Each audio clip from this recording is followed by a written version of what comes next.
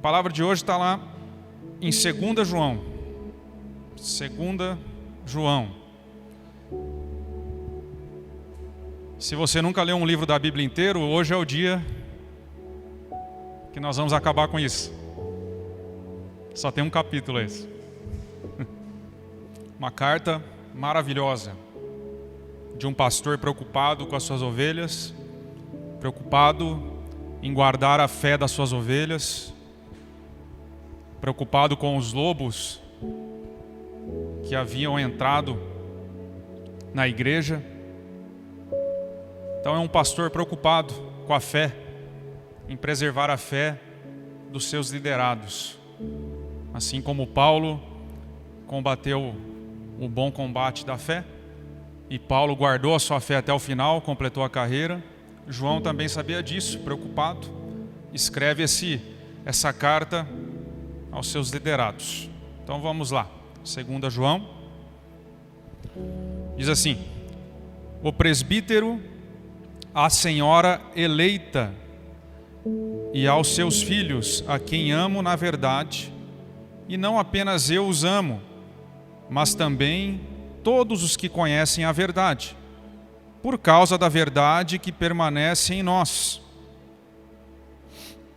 e estará conosco para sempre. A graça, a misericórdia e a paz da parte de Deus Pai e de Jesus Cristo, seu Filho, estarão conosco em verdade e em amor. Ao encontrar alguns dos seus filhos, muito me alegrei, pois eles estão andando na verdade, conforme o mandamento que recebemos do Pai. E agora eu lhe peço, Senhora, não como se estivesse escrevendo um mandamento novo, o que já tínhamos desde o princípio, que nos amemos uns aos outros. E este é o amor, que andemos em obediência aos seus mandamentos. Como vocês já têm ouvido desde o princípio, o mandamento é este, que vocês andem em amor. De fato, muitos enganadores têm saído pelo mundo, os quais não confessam que Jesus Cristo veio em carne, em corpo. Esses são os enganadores e o anticristo. Tenham cuidado para que vocês não destruam o fruto do nosso trabalho, antes sejam recompensados plenamente. Todo aquele que não permanece no ensino de Cristo, mas vai além dele, não tem a Deus. Quem permanece no ensino de Cristo, tem o Pai e também o Filho. Se alguém chega a vocês e não trouxer esse ensino, não o recebam em casa, nem o saúdem, pois quem o saúda torna-se participante das suas obras malignas. Tenho muito a lhes escrever, mas não é meu propósito fazê-lo com papel e tinta.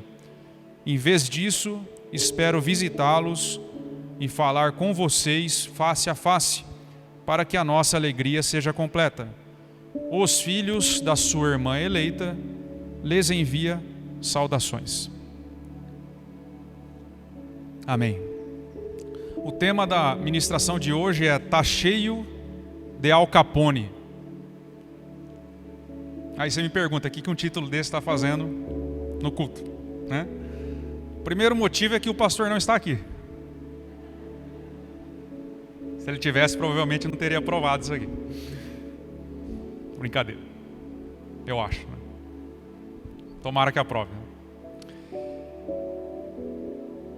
O motivo é que, assim como na época de João, como ele escreveu essa carta, hoje em dia também está cheio de Al Capone na igreja, no meio evangélico, no meio cristão em geral. Cheio de mafioso. Muitos mafiosos, mercenários. Esse título ele faz referência, antes que eu me esqueça, né? A uma música da banda Resgate. Mandei lá no grupo da comunidade. Depois você escute. E essa música, né, o pessoal do Resgate faz uma crítica muito bem feita a esses mercenários de hoje. Fazem uma crítica dizendo essa frase: "Tá cheio de Al Capone no mundo gospel, cheio de mafiosos, mercenários, mercadores da fé, cambistas, donos de todo o comércio. Tem concreto no lugar do coração esses líderes. E eles ainda estão dividindo as vestes de Cristo entre si. Há mais de 2000 anos, lançando sortes para ver quem fica com as vestes de Cristo. Então, alguns oram pela 7ª vértebra da sua coluna, para que você seja curado. Ó, esse campo aqui é meu. Ninguém mais ora pela 7ª vértebra. Outros curam câncer. Outros prometem prosperidade. Donos do comércio, das mais variadas áreas do comércio, rasgando as vestes de Cristo até hoje, dividindo entre si, para ver quem fica com a fatia do lucro. E esses cambistas, esses mercadores, mercenários, estão querendo a sua fé, a sua atenção. Eles estão querendo ter o seu compromisso, ganhar o seu coração para que o sigam. Sempre existiu na história da igreja esse tipo de mercenário, essa guerra pela sua fé. E João, na sua carta, nessa 2ª carta, visa combater esses falsos mestres, dizendo: olha, quem vai além do ensino de Cristo, não os recebam. Quem passa do limite do que é a doutrina, do que foi pregado, do que está escrito, não os recebam. Poderíamos até trazer já para o contexto de hoje: não os recebam em seus Facebooks, nem no Instagram, nem o saúdem. Porque a gente escuta assim muitas vezes: ah, mas ele está falando de Jesus, deixa ele. Ah, mas pelo menos as pessoas ali estão tendo uma porta de entrada, muito embora não seja o evangelho verdadeiro, deixa ele pregar. Mas isso é um câncer, amados. Quando a palavra é pregada de forma distorcida, é um câncer. Nós não deveríamos receber esses falsos mestres em nenhum lugar, como João nos recomenda, porque há uma sutileza muito grande na mensagem deles. E Al Capone, por que o título Al Capone está cheio de Al Capone? Porque Al Capone é um símbolo da máfia. Ele é o pai da máfia. O Al Capone, ele fez fortuna nos Estados Unidos no século XX, durante a lei seca. Tivemos um período nos Estados Unidos que não podia comercializar bebida alcoólica, né? A lei seca. E ele contrabandeava bebidas. E o FBI, dentre outros crimes, né? Mas o FBI tentou prender esse bandido por muito tempo, tentando provar que ele era um contrabandista, e nunca conseguiu fazê-lo. Sabe por quê? Porque na fachada dos seus negócios constava que ele era um vendedor de antiguidades. Al Capone tinha um excelente contador, e ele colocava como fachada dos seus negócios que ele era um vendedor de antiguidades. Portanto, ninguém conseguia prendê-lo pelo que ele praticava, pelo que ele fazia. Havia uma aparência de legalidade em tudo que Al Capone fazia. Da mesma forma, os falsos mestres têm uma aparência de espiritualidade em tudo que fazem. Muitas vezes nós não podemos identificá-los pelo que eles falam. Mas o FBI prendeu Al Capone não pelo que ele praticava, mas pelo que ele não fazia. Ou seja, Al Capone sonegava impostos. Ele tinha um patrimônio enorme, não declarado. Então o FBI conseguiu prendê-lo por conta do que ele não praticava, por uma via indireta. E da mesma forma, esses falsos mestres hoje, muitas vezes não conseguimos prendê-los, entre aspas, identificá-los pelo que eles falam, mas sim pelo que eles não falam. Da mesma forma que Capone sonegava impostos à Confederação dos Estados Unidos, os falsos mestres, os lobos, sonegam o tributo a Deus. Porque eles sonegam a mensagem verdadeira do Evangelho. Só negam a necessidade do arrependimento. Só negam falar sobre o pecado. Só negam falar sobre o Cristo crucificado, morto, exaltado, que virá ainda uma segunda vez para julgar o mundo. Se vocês repararem nas pregações desses falsos mestres, o que eles não dizem, e tem muitos por aí, avalie seu Facebook depois, eles não falam sobre essas mensagens, porque essas mensagens não atraem o público.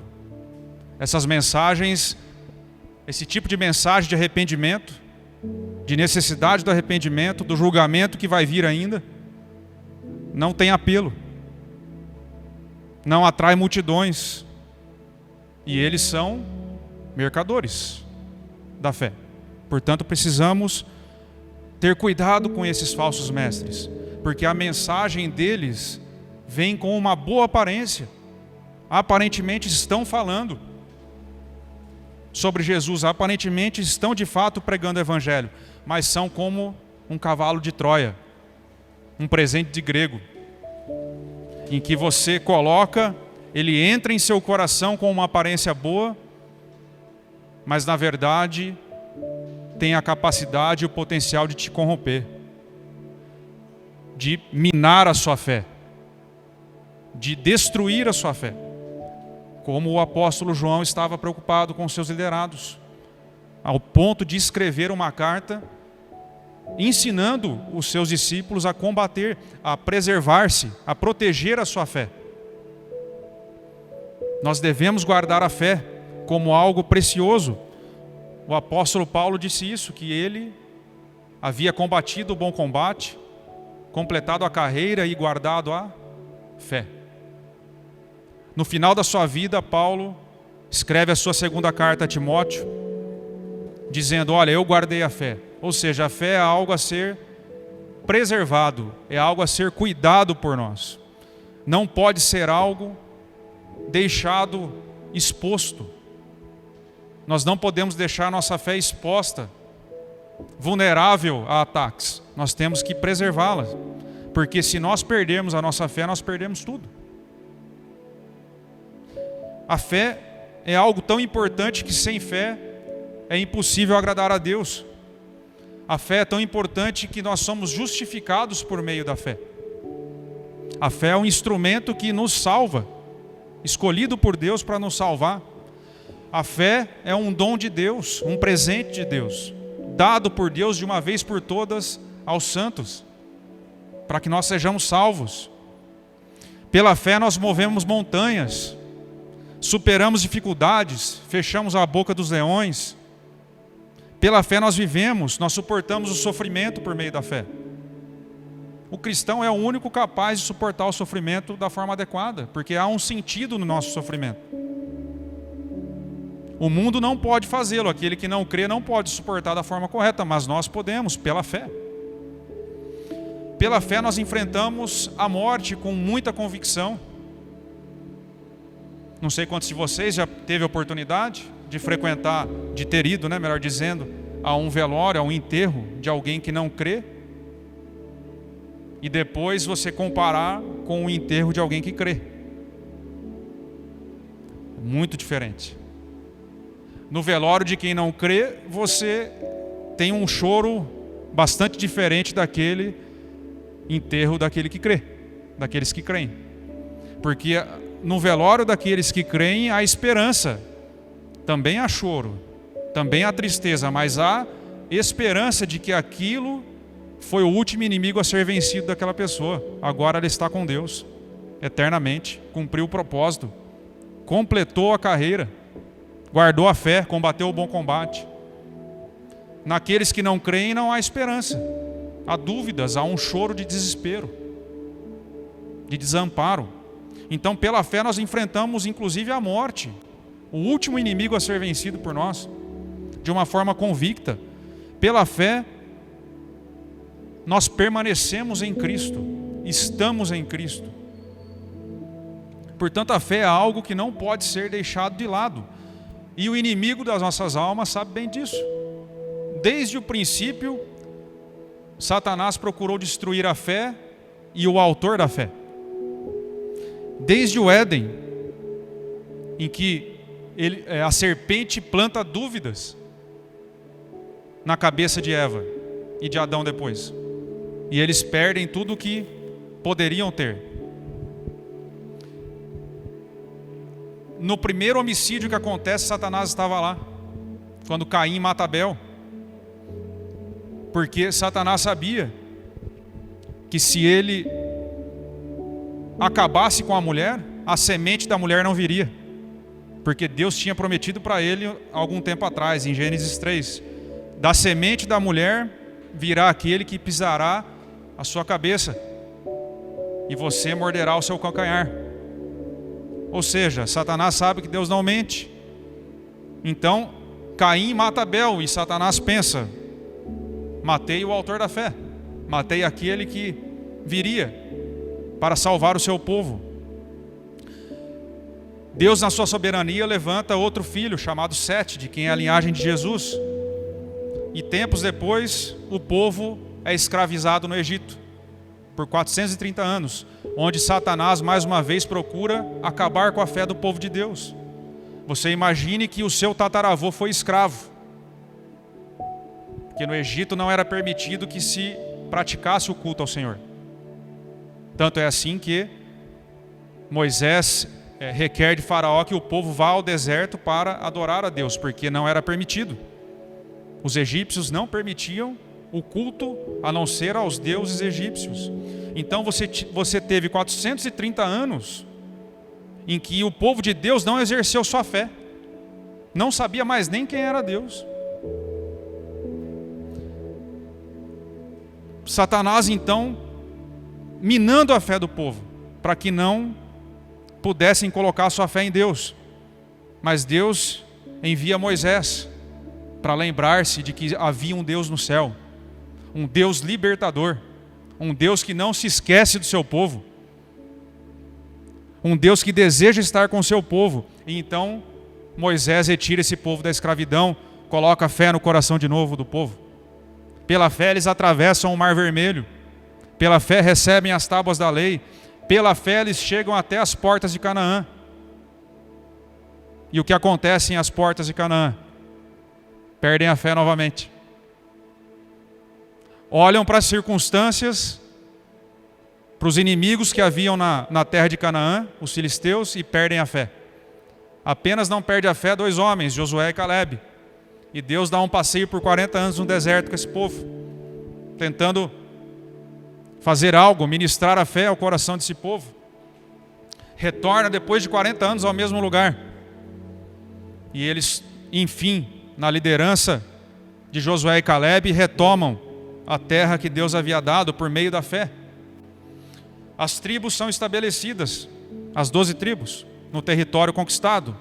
Temos aí o período de Juízes, no qual, por muitas vezes, Satanás desviava a fé desses homens e o povo ia junto, como aconteceu, por exemplo, com o juiz Sansão. Homem fraco na fé, muitas vezes, mas também considerado um herói da fé, ao mesmo tempo. Passa-se o período de Juízes, entramos no período dos reis. Agora Israel pede um rei. E nós lemos por toda a história da monarquia de Israel que os reis eram desviados da sua fé, fazendo o que Deus não aprovava, conduzindo todo o povo, por via de consequência, a perder a fé. Porque o povo obedecia à mesma fé que o rei tinha. Quando o rei se desviava para a idolatria, o povo ia junto na idolatria também. Chegamos então, enfim, ao período em que o autor da fé vem ao mundo, na plenitude dos tempos. Quando Deus, enfim, envia o Filho, a Virgem é concebida por meio do Espírito Santo, concebe por meio do Espírito Santo. E o que nós temos na tentativa desesperada de acabar com a fé e com o autor da fé? Por meio do rei Herodes, é enviado um decreto para matar todas as crianças com menos de 2 anos. Porque o inimigo sabia que o autor da fé viria, estava vindo, conforme a promessa lá de Gênesis 3. E de todas as formas tenta impedir a vinda do Salvador ao mundo. Mas Deus, na sua soberania, permite que Jesus venha.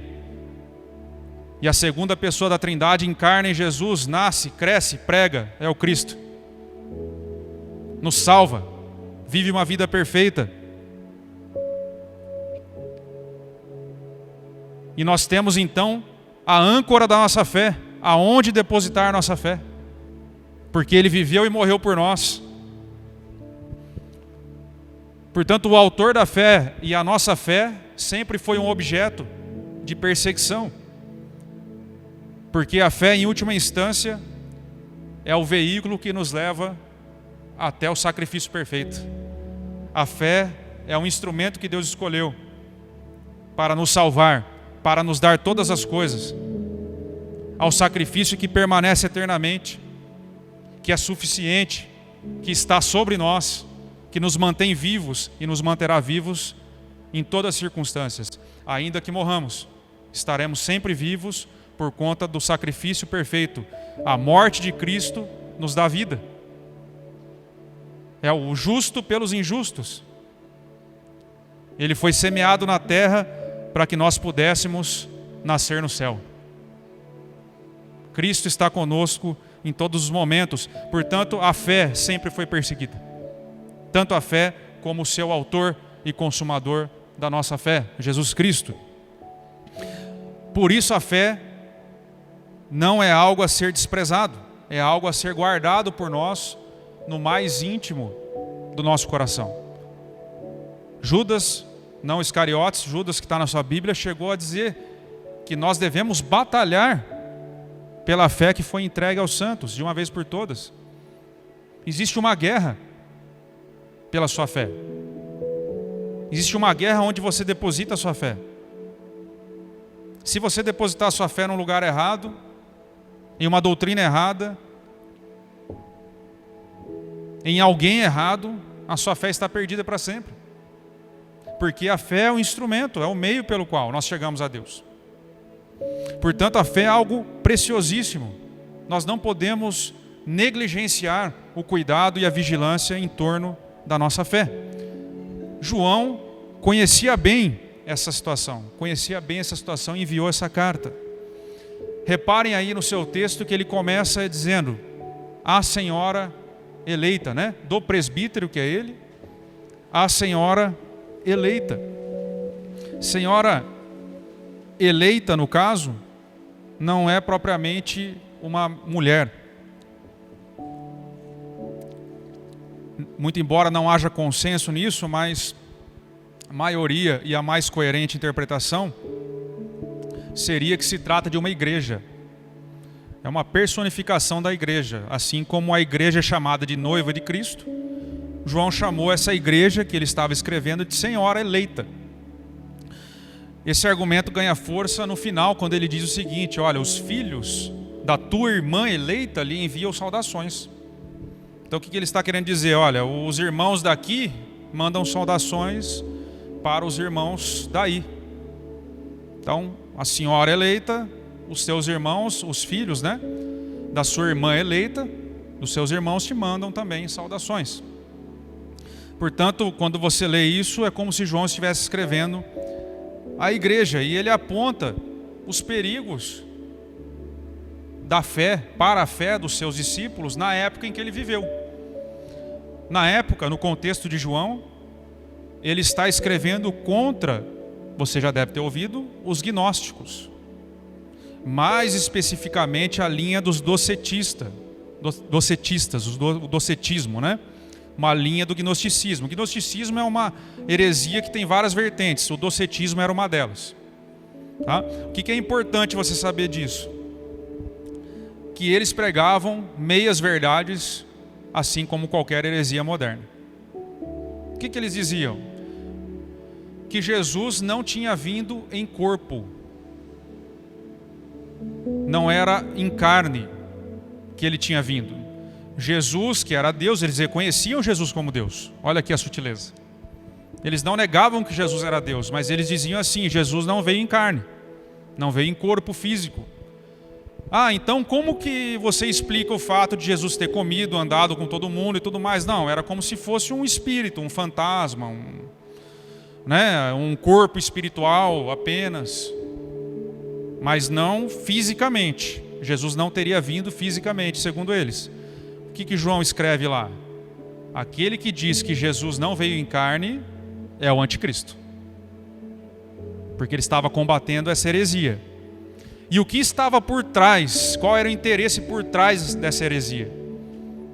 É que os gnósticos nessa linha tinham uma percepção, uma teologia de que o corpo físico era mal por natureza, era essencialmente mal. Então o que você faz com o corpo físico não tem muita importância para Deus. Então se você peca, se você vive uma vida desregrada, isso não tem muita importância, porque o corpo vai voltar para o pó. Quem volta para Deus é o espírito, a sua alma. Então na verdade, se você conhece o Evangelho, porque gnose, significa conhecimento, se você conhece intelectualmente o Evangelho, está tudo certo. O que você faz com o corpo não importa. Então dessa forma, eles não diferem muito dos hereges atuais, dos lobos atuais, porque eles diziam isso para que pudessem deixar os seus discípulos viverem da forma como queriam. Pregando dessa forma, eles não tinham necessidade de falar sobre o pecado, sobre o arrependimento, sobre o juízo de Deus. Porque se não importa o que você faz, então você vive da forma como quer e tem o melhor dos dois mundos. Você tem tanto a Deus, porque você vai voltar para Deus, você já conhece, e você vive da forma como você quer. Lembrando que a sociedade da época era completamente libertina também. Então você faça como você bem entender, não importa, Deus não está preocupado com o seu corpo, diziam eles. Não precisa se arrepender, não precisa se santificar, não precisa ter medo do juízo de Deus, está tudo certo. Você pode ter o melhor dos dois mundos, e isso com certeza atraía multidões, como atrai hoje. Quando você não ouve sobre o Evangelho que rasga o seu coração, que te conduz ao arrependimento, o Evangelho que te mata para te trazer a vida depois, é muito cômodo, é muito tranquilo. Porque você pode então usar da sua fé para ter prosperidade, sem precisar mudar uma vírgula da sua vida. O melhor dos dois mundos, como era antigamente. Portanto, essa carta de João, ela permanece atualíssima, como se tivesse sido escrita ontem. Porque a heresia que João combateu dá na mesma das de hoje. É o mesmo princípio. Não se pregava o verdadeiro Evangelho. Então João reafirma a humanidade de Cristo e diz que é indispensável. Ele diz o seguinte: olha, de fato, muitos enganadores têm saído pelo mundo, os quais não confessam que Jesus Cristo veio em corpo. Tal é o enganador e o anticristo. Porque se Jesus não tomou forma humana, se os cravos não traspassaram suas mãos, se ele de fato não sofreu naquela cruz por nós, como ser humano, então não existe justificação, não existe perdão dos pecados, não existe necessidade de arrependimento, e a nossa fé se torna uma lenda, sem pé nem cabeça. Porque nós teríamos fé em quê? Se Jesus não viveu e morreu por nós. Se ele não é totalmente homem e totalmente Deus, nós cremos em quê? Numa história, numa ficção, num fantasma que se entregou, em alguém que não é digno da nossa confiança. Mas nós sabemos que a verdade é que ele veio em carne, sofreu por nós, para que nós o obedeçamos de agora em diante. O apóstolo, na sua época, falou contra essas mentiras. De forma alguma, ele veio em carne, veio em corpo, totalmente humano para pagar a dívida que era da humanidade. A dívida não era de Deus, a dívida era da humanidade. A dívida não era de anjos, a dívida era da humanidade. Por isso ele veio como ser humano, para que ele tivesse condições de pagar a dívida que era da humanidade. Se nós retiramos essa verdade da Bíblia, não fica mais nada em pé, tudo cai por terra. E é por meio do Cristo encarnado e ressurreto que a nossa fé é norteada, que ela ganha um lugar seguro aonde repousar. É no autor e consumador da nossa fé que nós descansamos, confiando nele em todos os momentos, na vida e na morte. Porque a nossa fé não é baseada em algo ilusório, em algo místico, em algo que nós não possamos provar, porque nós cremos num fato histórico: Jesus viveu e Jesus ressuscitou. Nós cremos no mais amável de todos os homens. Nós cremos naquele que não foi um homem bom, mas que continua tão vivo como há 2000 anos atrás. Tão vivo hoje como há 2000 anos. Jesus continua vivo, é o mesmo ontem, hoje e para sempre. Onde estivessem um ou dois ou mais reunidos em torno do seu nome, melhor dizendo, ele lá estaria. Jesus prometeu: estarei com vocês até a consumação dos séculos. Nós cremos em alguém digno de confiança. A fé cristã não é algo ridículo, muito embora nós sejamos ridicularizados. Mas eu não tenho vergonha. Eu não tenho vergonha de quem eu creio, onde eu deposito minha fé, porque eu sei em quem eu tenho crido. Eu sei que Ele é digno, eu sei que Ele é vivo, eu sei que Ele é por nós. Assim como vocês sabem também. Jesus está vivo, a nossa fé tem um bom propósito. Portanto, o apóstolo nos ensina que a nossa fé é algo a ser guardado e que a nossa fé não é algo ridículo. A nossa fé tem fundamento, a nossa fé tem uma base forte. E ele então passa a ensinar a igreja a identificar esses falsos mestres e a preservar a própria fé. Em 3 ensinamentos pelo menos aqui, que eu vou compartilhar com vocês. Quando a sua fé estiver sob ataque, lembre-se da sua eleição e da verdade que está em você. Começa a carta assim, o apóstolo João: o presbítero, a senhora eleita e aos seus filhos, a quem eu amo na verdade. E não apenas eu os amo, mas também todos os que conhecem a verdade. Por causa da verdade que permanece em nós e estará conosco para sempre. Não se engane, a sua fé pode ser atacada de tal forma que você pensa que irá perdê-la.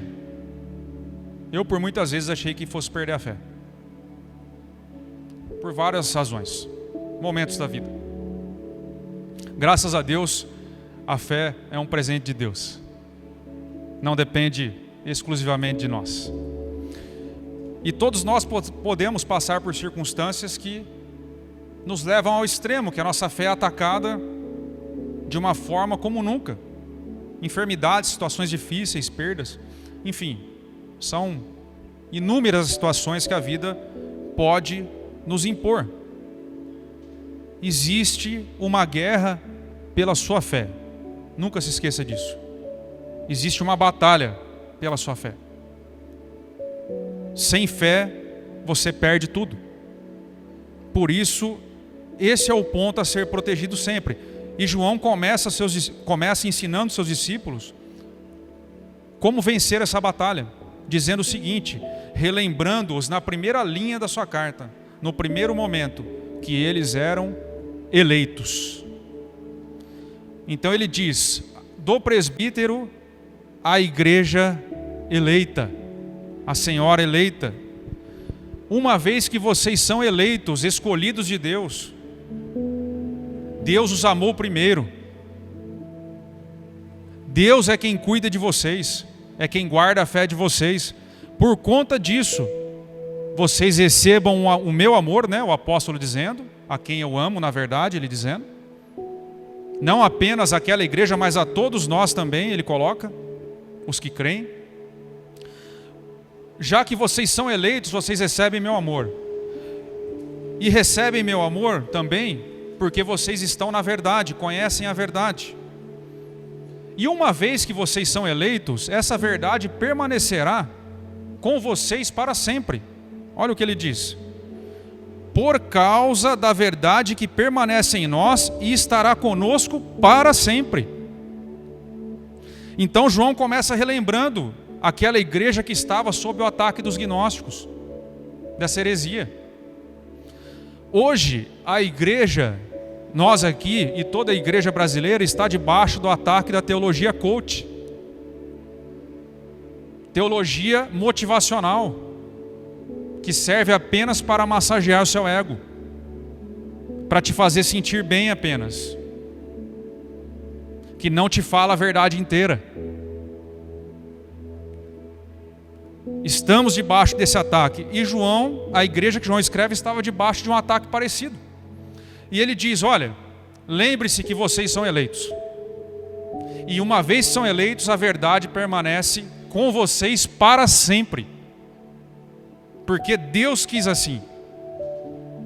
Deus quis assim. Lobos não têm vez quando a igreja sabe quem é. Quando a verdade está para sempre nos nossos corações. João começa reafirmando, portanto, a identidade dos seus amigos, dizendo, a verdade está com vocês para sempre. Portanto, não importa a mentira que te contaram, seja ela teológica, seja ela pessoal, seja ela sobre a sua condição.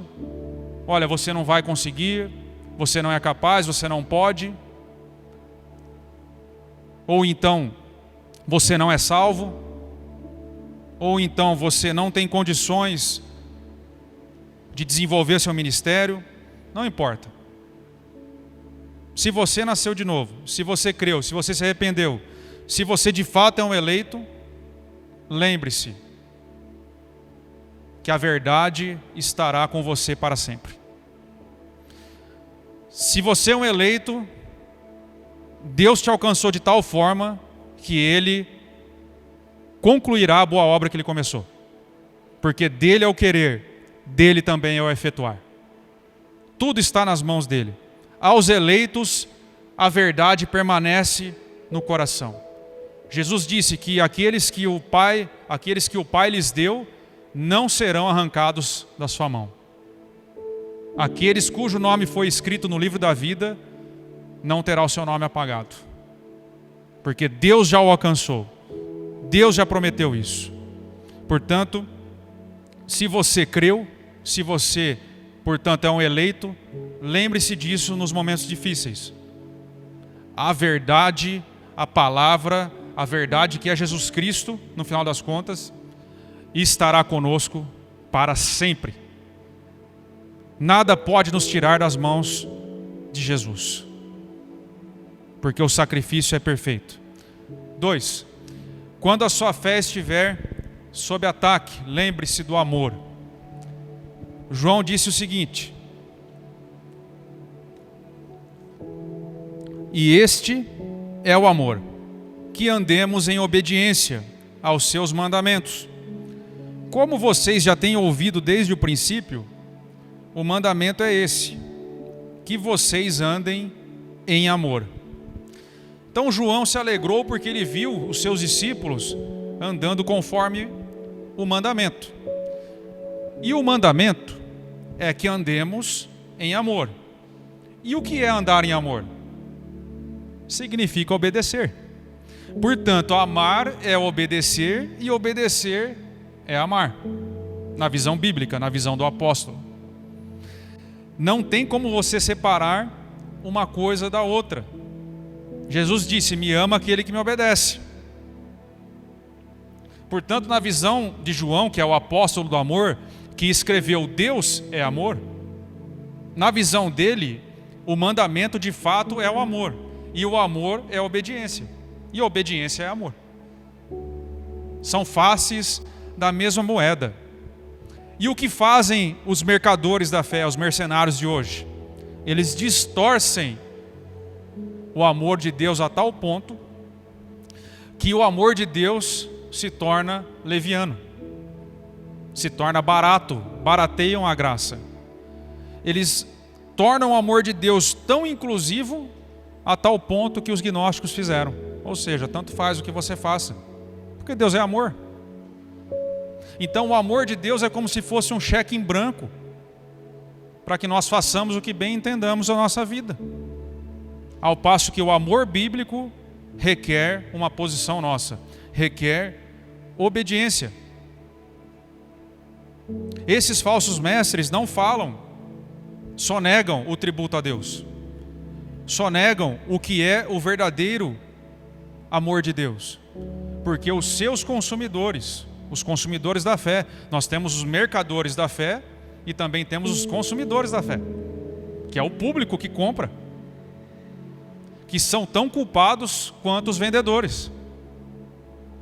Aqueles que Paulo disse que ajuntariam mestres para si para ouvirem o que bem entendem. Por isso que se você está aqui de manhã ouvindo tudo isso aqui, pode ter certeza que eu também tenho, que você nasceu de novo. Porque senão você não suportaria ouvir a verdade. E esses consumidores da fé também não suportam. Ajuntam mestres para si, para ouvirem o que querem ouvir. Porque não suportam a mensagem de acusação de Deus para que se arrependam. Preferem ouvir um engano e são tão culpados quanto aqueles que pregam, aqueles que consomem a fé, aqueles que compram o produto desses cambistas.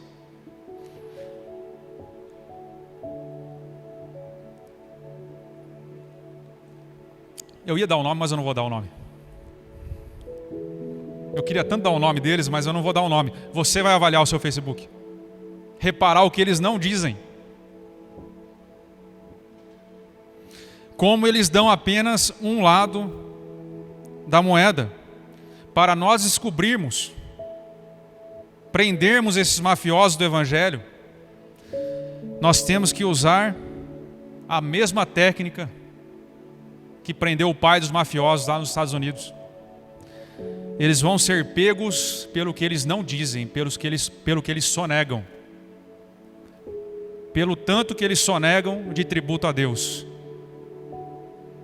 Colocando a fé na fé, dizendo que é você que faz todas as coisas, dizendo para você confiar em si mesmo, ao invés de confiar em Deus. No final das contas, eles dão glórias a si mesmos, porque é a fé deles que faz tudo. Mas não foi Deus que fez? Não, mas é a sua fé. Sua fé que moveu a montanha, ou seja, glórias a você que moveu a montanha. Cuidado, irmãos, cuidado, guardemos a nossa fé. Deus é amor. E aquele que quiser me seguir, tome cada dia a sua própria cruz e venha após mim. Não existe evangelho sem a cruz, por mais que pareça bíblico. Não existe amor de Deus sem a cruz, por mais que pareça interessante. Porque a cruz é loucura para o mundo. Mas ela é muito mais sábia do que qualquer filósofo. E nós, os que fomos alcançados, que somos eleitos, conhecemos a voz do nosso pastor. Não há evangelho sem a cruz. Não há amor sem obediência. Portanto, quando a sua fé estiver sob ataque, cumpra o mandamento. Ame e obedeça, sabendo que o principal mandamento é crer naquele que veio em carne e se entregou por nós. Ame e obedeça. para finalizar. Quando a sua fé estiver sob ataque, lembre-se que Cristo é mais que suficiente. Disse assim o apóstolo: todo aquele que não permanece no ensino de Cristo, mas vai além dele, não tem a Deus. Quem permanece no ensino tem o Pai e tem também o Filho. Veja que o ensino, a instrução a que refere-se João, são as cartas apostólicas, que é o elo que nós temos com Jesus. É onde nós conhecemos a Jesus, por meio da sua palavra. Então vocês percebam que quando João está orientando a igreja, ensinando a igreja a se preservar dos lobos, ele não disse o seguinte: olha, quando vocês ouvirem uma mensagem estranha, entrem em jejum e oração e esperem que Deus revele a vocês se aquilo é bom ou não. Não estou dizendo para você não orar nem jejuar, tá? Estou dizendo que João não mandou fazer isso. O que ele mandou fazer? Ele mandou você estudar a palavra, conhecer a palavra. Olha, aqueles que passam do que está escrito acerca do ensino de Cristo na palavra, não os recebam. Em outras palavras, você precisa conhecer o que está escrito para saber analisar isso. Você precisa conhecer as doutrinas de Cristo para saber avaliar se uma mensagem é boa ou não. É assim que o apóstolo ensinou a sua igreja. Portanto, o fiel da balança é o ensino de Cristo, as doutrinas de Cristo. Na sua época, como já falamos, a heresia, o ponto sutil, era que Cristo não tinha vindo em carne. Hoje nós dificilmente vamos ouvir isso de uma linha evangélica. Jesus não veio em carne coisa nenhuma, tal, de uma linha cristã. Isso já está superado, esse debate. Mas o princípio vale o mesmo. É o mesmo de antes. Hoje nós não escutamos isso, mas nós escutamos uma inversão, em que sonegam o tributo a Deus, em que não falam sobre as doutrinas centrais. Qual foi a principal pregação de Jesus? Uma palavra. Duas, melhor dizendo. Arrependam-se e creiam, porque o reino chegou. Arrependam-se e creiam, arrependam-se e creiam. Essa foi a pregação de Jesus e de João Batista, por todo o seu tempo. Não tinha muita firula. Era seca a pregação. Arrependa-se e creia, porque o reino chegou, o tempo é chegado. É assim que você vai conhecer, é dessa forma, conhecendo as doutrinas de Cristo, conhecendo a Jesus, que você vai fazer essa análise, porque ninguém mais pode colocar outro fundamento além daquele que já foi colocado pelos apóstolos. Ninguém pode inovar na fé. Não pode um pregador inventar novas revelações. O próprio apóstolo João disse, na última parte de Apocalipse: quem acrescentar uma vírgula sequer a esse livro, que seja anátema. Você não pode inovar, colocar outro fundamento, como queriam os gnósticos e como querem os novos lobos de hoje, os mercadores da fé, porque como são mercenários, como são comerciantes, eles precisam trazer novidades. Nós escutamos assim, ouvi de um teólogo desse, coach, num vídeo: nós respeitamos vocês que pregam uma doutrina ortodoxa, como era antigamente, como é a doutrina histórica dos apóstolos. Mas nós, da nova geração, temos recebido uma revelação nova, fresca de Deus. Isso para justificar que a Bíblia não tinha autoridade nela inteira. Sutileza. Não se pode lançar outro fundamento. O fundamento está posto. Nós devemos estudar sim a teologia histórica, porque os nossos irmãos do passado já erraram o suficiente. Podemos encurtar caminho. É uma questão de humildade olhar para trás e ver o que foi feito, e respeitar a interpretação que foi feita ao longo da história pela igreja, porque nós estamos há 2000 anos interpretando a Bíblia. e outros vieram antes de nós. E claro que com as reservas necessárias de cada época, nós precisamos observar isso, porque o Espírito Santo tem agido em todas as épocas da história. Mas como comerciantes precisam inovar, precisam entregar um produto novo, senão não atrai o público. E o que já está posto, o que já é batido, o que já está falado, o que já está consumado, não atrai multidões, não tem apelo. Se não tem coisas novas, não tem apelo. Eu não estou dizendo que Deus não faça coisas novas na sua vida, eu não estou dizendo que Deus não age hoje na sua vida, eu não estou dizendo que Deus não esteja aqui nesse momento, mais uma vez, eu estou dizendo de doutrinas, de fundamentos. Quando eles tentam destruir o fundamento da fé, que é arrependa-se para que você viva, porque essa é a mensagem do Evangelho, arrependa-se para que você tenha vida. Quando eles tentam trocar esse fundamento por Deus é amor, exige os seus direitos como filho, eles não devem ser recebidos, porque eles estão trocando o fundamento da fé. Eles estão trocando o que foi pregado pelo próprio Cristo para um amor barato, que não é o amor bíblico. Vou repetir: quando eles trocarem o fundamento, arrependa-se para que você viva, pelo argumento Deus é amor, exige os seus direitos como filho, corra desse evangelho. Prefira o evangelho que rasga o seu coração, aquele que te mata e te dá vida depois, porque esse é o verdadeiro evangelho, aquele que te constrange, aquele que te traz a uma nova vida, a uma nova compreensão, não aquele que é água com açúcar, que é falso. Diz o seguinte, que a justiça de Deus teria sido tragada pelo amor. É uma sutileza, irmãos, que nós devemos tomar cuidado.